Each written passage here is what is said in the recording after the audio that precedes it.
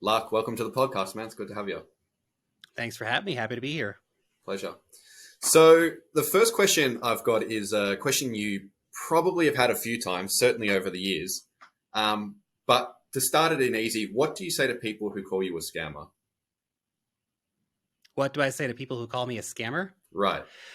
Well, look, the thing is at the end of the day, everything kind of exists on gradients in crypto, right? If you to a big part of the cryptocurrency community, if you talk about anything besides Bitcoin, you're a scammer, right? So when you start investing in speculative altcoins, there's a lot of stuff. I mean, every cryptocurrency is a scam until it makes it, right? Go back 10, 12 years, Bitcoin was a scam.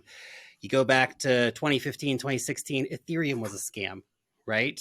Everything's a scam until it makes it in crypto. Unfortunately, we have a community in crypto that, likes to be very tribal, and it kind of happens quite a bit. So, you know, it is what it is. It's part and parcel of the industry, I suppose. That's right. More of a philosophical question. Why does privacy matter, or at least why do you think privacy matters? Privacy is, of course, fundamental, right? You can always go back to that question that people ask when they say, well, why is privacy? If you have nothing to hide, what are you worried about privacy for? It's not the point, right? Everybody deserves to have privacy in certain matters, right? Whether it be monetary privacy or any other kinds of privacy. And the push by governments to do things like bring in central bank digital currencies, that's a big risk to privacy, right? And so when we see privacy technology built on top of blockchain, this is also something very, very important. And we see a lot of networks doing that.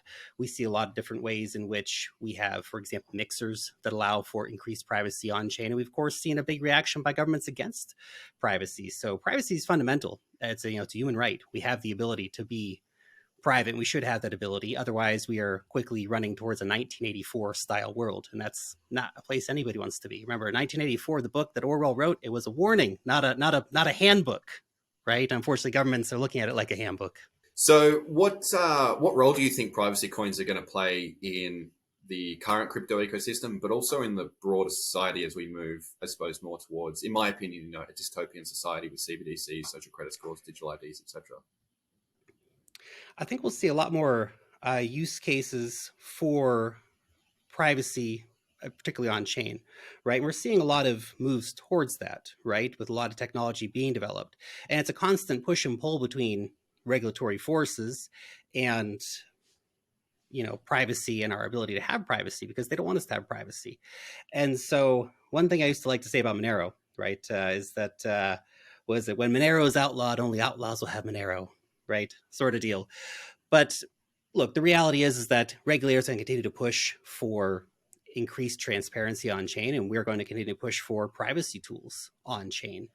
And so it becomes really hard when you see regulators going after the choke points, right? When they get off the on and off ramps. So we've seen, for example, key privacy coins, whether it be Monero or Zcash or others, that have been delisted from certain exchanges in certain jurisdictions due to this inability of the regulators to track them, right? Privacy coins are the equivalent of cash exchanging hands when nobody else knows it, right?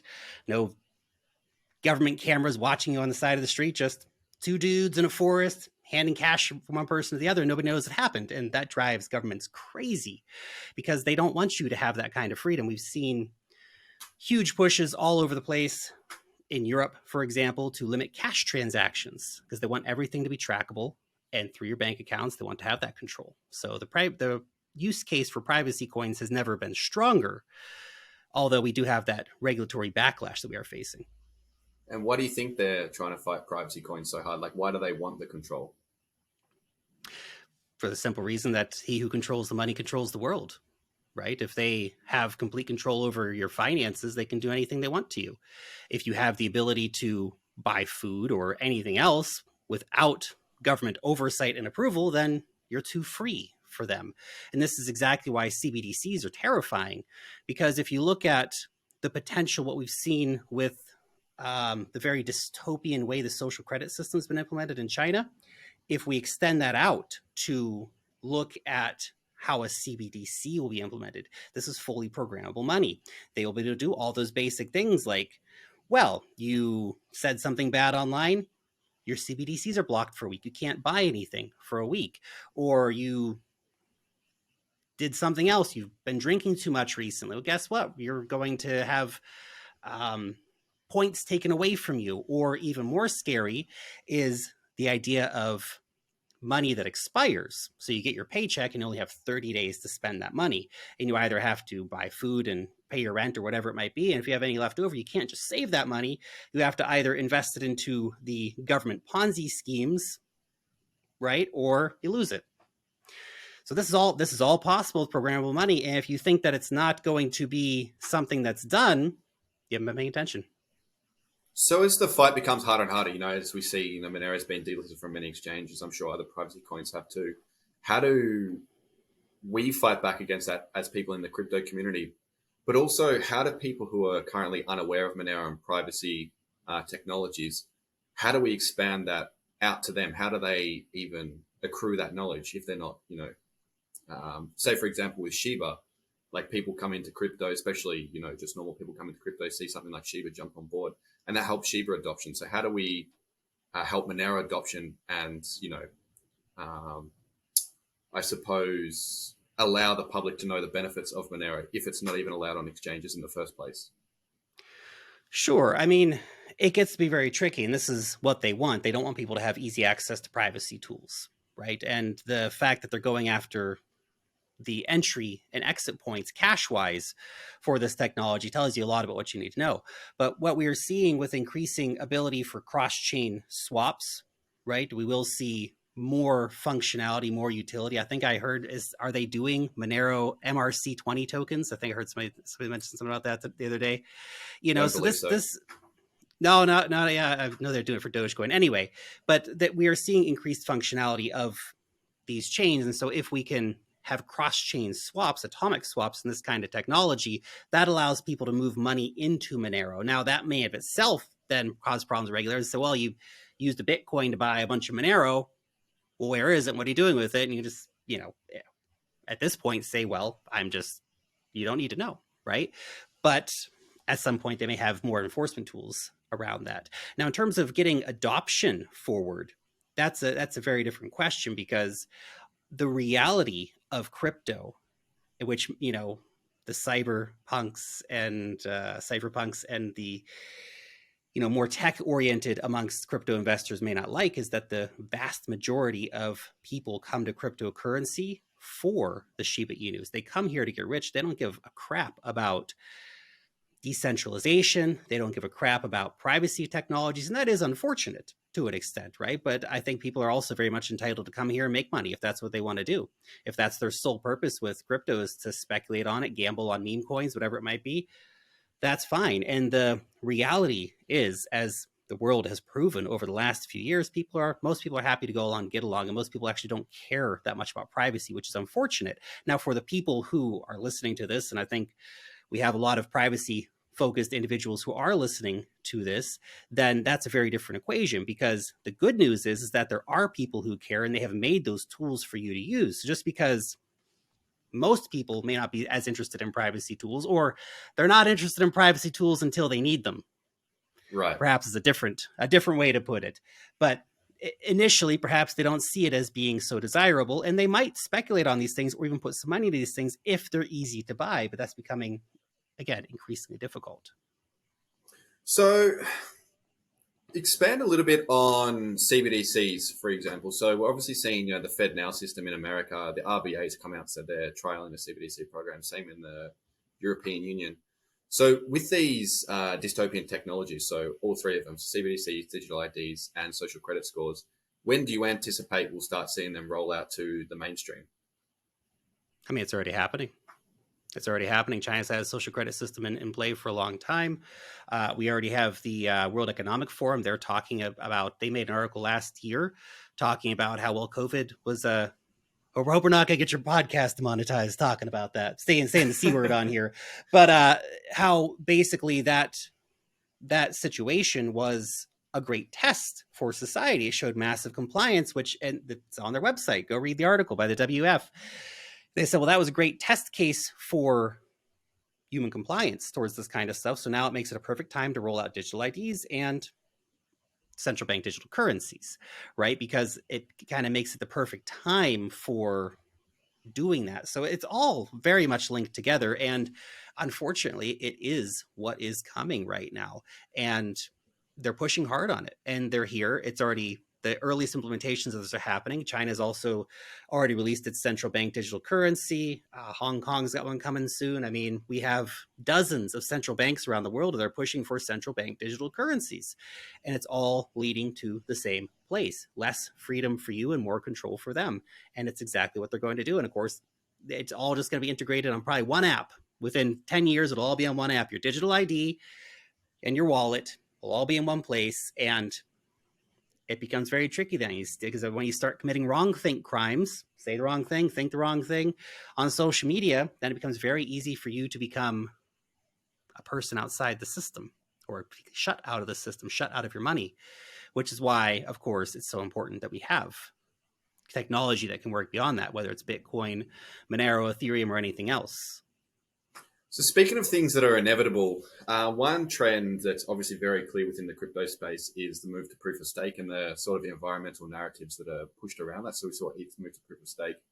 Where Zcash has a proposal to move to proof of stake.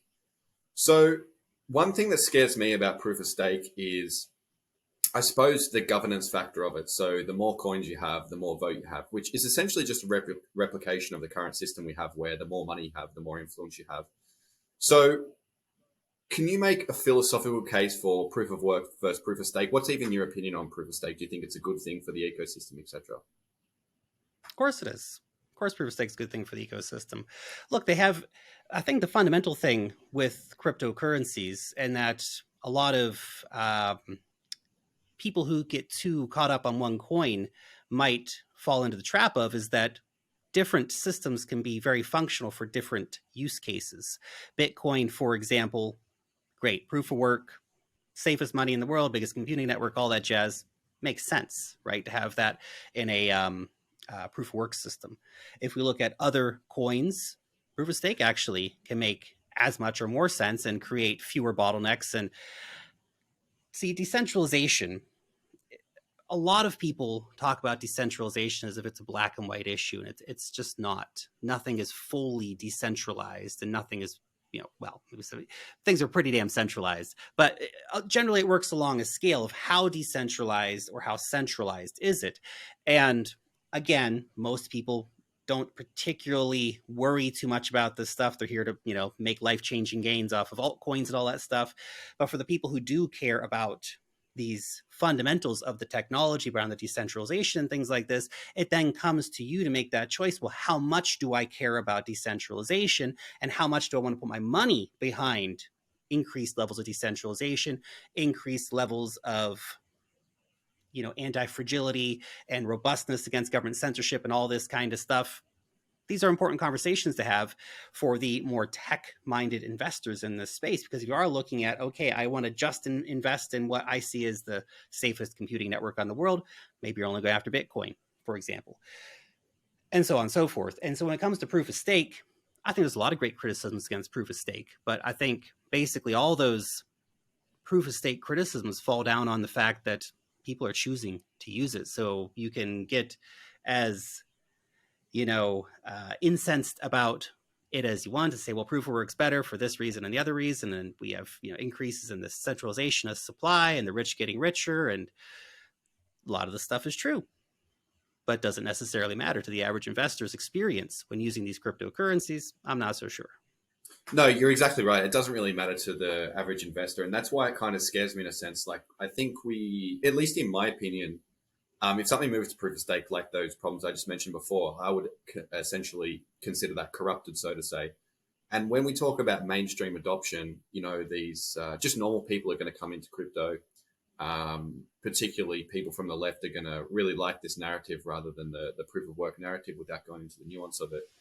And moving into the future, when CBDCs are around and all these kind of dystopian technologies, having a digital money, or obviously we talk about different use cases, but I think people don't necessarily know the difference between a digital money and a smart contract platform. So then people would be more likely to adopt a proof of stake platform as a digital money as well. So that's one thing that kind of scares me. So what's your take on that scenario? Well, again, we see a lot of crossover, right? I mean, Ethereum can be used as money. In fact, Ethereum is used as money, right? So Right. it's proof of stake coin that can be used as money. Now, the questions then start to become, well, how censorship resistant might it be? Will I feel comfortable sending, if I'm Russia, for example, will I feel comfortable sending a $10 billion Ethereum transaction across the network, knowing that, it'll be fine? I would argue that they would be fine. However, I think in that situation, I'd prefer Bitcoin, right? If I'm sending $50, who cares? So if we look at these extreme examples on the far end of what is or is not sort of possible, but also what is likely, right? I think we start getting off in the weeds about very theoretical situations that we simply haven't seen happen. And if we do start seeing some kinds of situations where major proof of stake networks are on mass censoring transactions and stuff, I think it's just them committing chain suicide.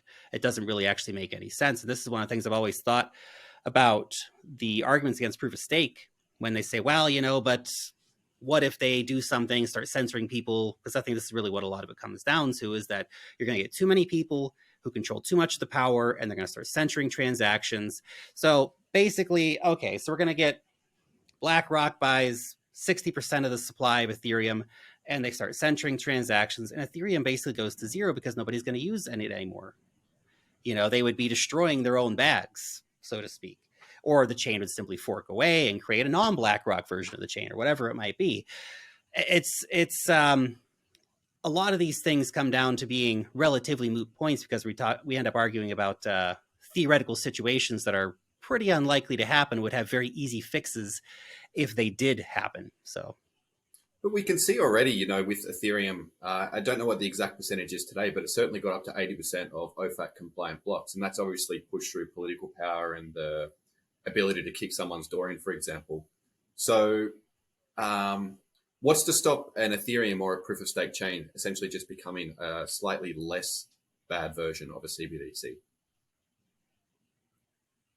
I think a lot. I think, again, if you got to remember, if that is what a chain ends up becoming, people may choose that, right? People, I'm not saying this about Ethereum, we're just saying a theoretical situation here, right? If we see a censorship heavy chain, people may still choose to use that chain, because, again, it may have things on it that make them money, and they don't really care if, somebody over here gets, people haven't stopped using Facebook and all these other platforms because their censorship was happening on them, right? People mostly don't care about that stuff, except the person who's actually on the receiving end of that. Now, that's not making a great case for freedom and privacy, right? Obviously, but that's just the reality, as I see it anyway. But I think we really want to see a situation where we do have that assurance, right? And I think if we saw a blockchain moving in that direction, look, we have a lot of chains to choose from today. If you want to go out and, start using blockchain A and it starts censoring people, move your money over to blockchain B that doesn't. It's really that simple. We are in a very, very competitive marketplace right here. And I think any blockchains that would go down the kind of route of censoring people's transactions would be in a pretty dangerous situation for the future of that blockchain. And I just, I think the market will choose the winners and the losers in the end. And if companies start doing that, people will choose to move away from them.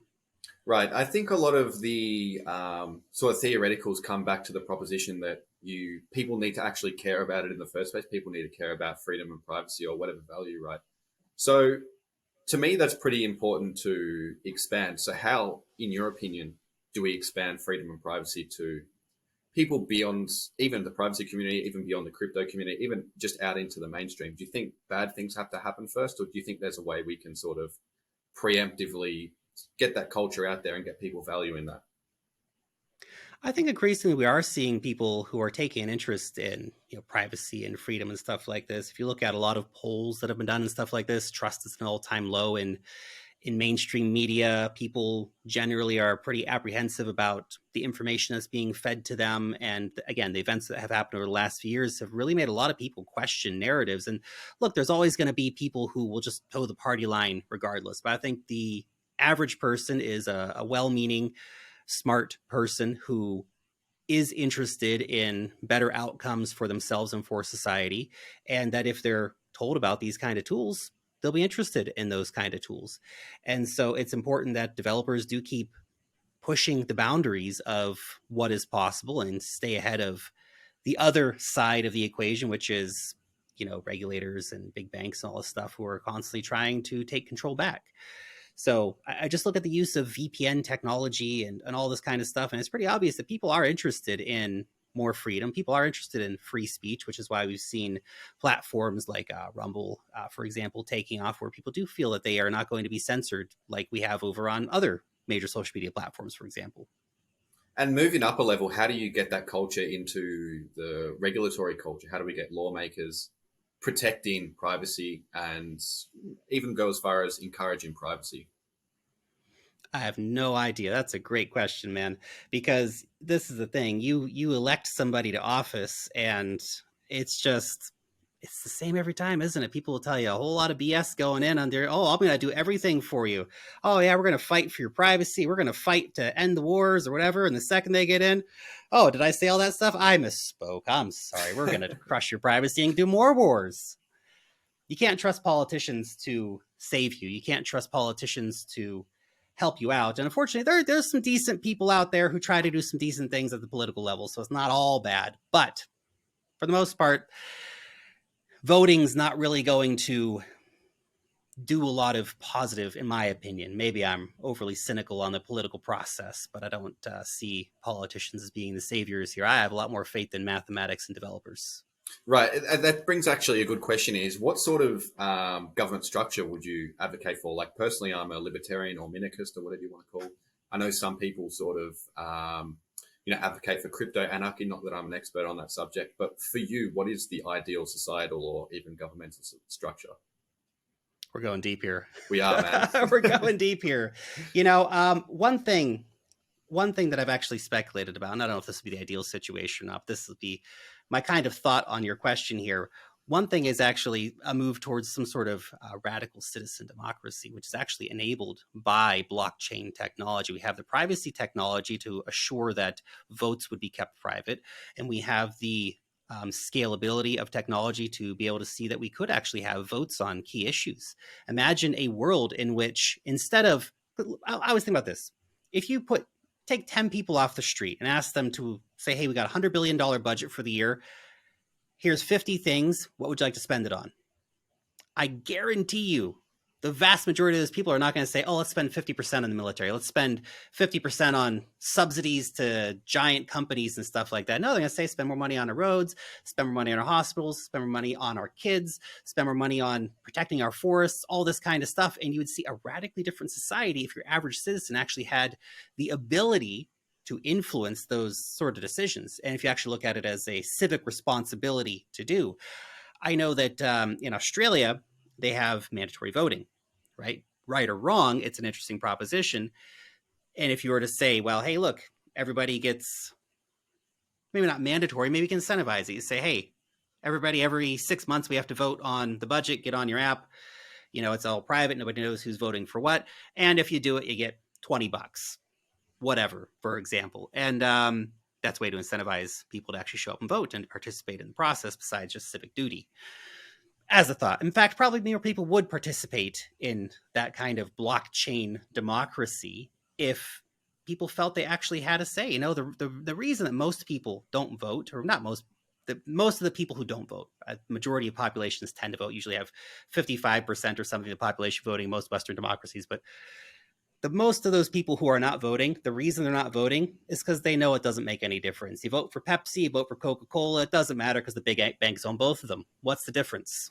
What's the difference? They're, on average, voting for either red or blue party or whatever the major parties are in your country has not resulted in any substantial change for the average person for decades. So if you actually had a system that said, hey, your voice really does matter and your vote will be counted on key issues, then people might be more interested in actually participating. Yeah, it's definitely true, but I think that would obviously put politicians out of a job. So the chance of them implementing something like that is just pretty, yeah, I know. pretty down low. It's happened before. It's happened before on small local levels. There was a guy, I think, in Venezuela, sort of mid-sized city, 400,000 people, something like that. He literally ran on the platform that if you elect me, I'm going to fire myself and fire everybody else and put you guys in charge. And they voted for him. And they had a lot better outcomes. Yeah, well, that's one of the reasons why I, like, sort of growing up, I always had, call it political ambitions or just the general idea of, like, I want to run for politics one day. And sort of as my ideologies changed to a more libertarian point of view, I've realized that people don't want to be left alone. They want quite the opposite. They just want free stuff from the government, right? They don't want freedom. They don't want privacy. They literally just want handouts. So I think that's something that really stops me. Not that I'd run for politics right now, but I'm saying in general, I think that's one thing that would keep me out, if that makes sense. There's better things to do with your time. You know, you can build stuff instead of convincing people to take responsibility for their life. You can take responsibility for your own life and, you know, build something constructive out of that, for example. Sure. And that's human society. There's people on both sides, right? There are people who want something for nothing. There are a lot of people who just want to participate and get a fair day's wage for a fair day's work or build a business or whatever it might be. Right. So moving back to Monero, what to you would mean Monero's failed, and expand that question out to privacy coins too? What would it take? What would have to happen for you to say privacy coins have failed? Well, I'd say for Monero to have failed is that its privacy technology is broken. Because Monero without its privacy technology is just worthless. Of course. What's the point? Go buy Litecoin, you know? Right. But I think that would be the situation in which Monero has failed. Otherwise, the role for privacy coins is very clear. It's, like I said, it is that very, very private cash, because Bitcoin's not super private, right? It's pseudo anonymous until somebody figures out your Bitcoin address and they can know every single transaction you've ever done, which is problematic in some situations, right? So, you know, there's the case for privacy technology is very, very clear. You know, it's privacy for the individual, it's privacy for companies. I mean, it's pretty hard to onboard major corporations, and we are to some extent, right? But your average corporation is going to want some level of privacy when they're moving certain assets around. They don't want a competitor to see, for example, right? We do need levels of privacy within the crypto game, right? But then the flip side is we also need auditability, right? So we are seeing certain projects that are working on that exact thing, where we can have an auditable supply. You can audit your transactions and stuff like this, but it can be hidden from prying eyes at the same time. So it's a work in progress. It's a work in progress, privacy in crypto, but I think it's essential to have the technology here, and that people are still working on that technology, moving it forward. Do you see the privacy market? I know we spoke briefly about it at the start, but do you see the privacy coin market expanding in the future? Obviously, like VPN market is, I think, $36 billion a year, whereas the Monero market cap's only, I don't know what it is currently, you know, $2.5–3 billion. So what's your take on that? The difference is it's pretty easy to buy a VPN, and your VPN doesn't go down 75% in value every few years. Right.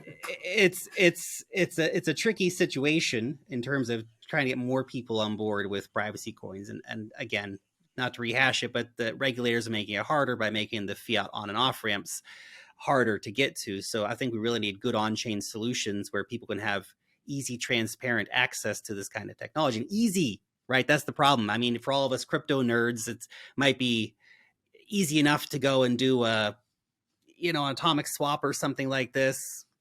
For a lot of people, that's like, what are you even talking about? You know, so we need to make the technology really easy to use. And we are seeing again that technology starting to come forward as well. But yeah, it's a work in progress. Lark, thanks so much for coming on, man. We're pretty much run out of time. I like to keep these short, sharp episodes. So thanks so much for coming on, man. It's been a pleasure. Thanks for having me.